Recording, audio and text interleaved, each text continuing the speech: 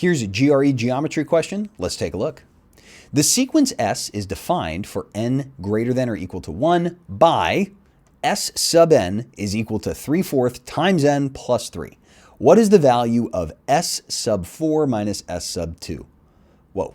Well, I always like to say the hardest part of sequence questions is understanding what they're actually saying. And I promise you the concept is actually pretty straightforward. And it becomes more straightforward if you think about it like this. When I say S sub 4, I'm going to translate that in my head to the fourth term, right? S sub 2 is the second term. S sub 1 would be the first term. S sub 396 would be the 396th term. I want to think about this kind of robotically. Now, the generic version is S sub n, the nth term. We could translate that into some term, right? So let's break down this statement with that in mind. Some term, the nth term, is equal to 3/4 times whatever that n is, plus 3.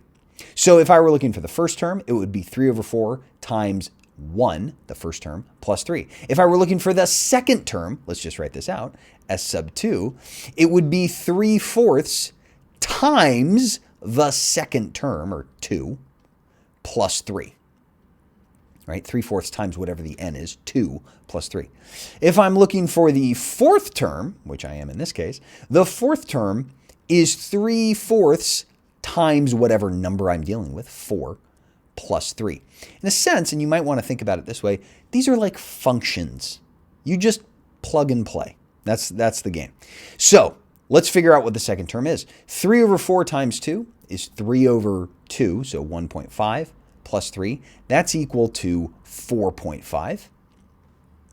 And 3/4 times 4, that'll cancel out. 3 plus 3 is 6. So I'm looking for 6 minus 4.5. Well, good thing I have a calculator because I can figure out that the answer is 1.5.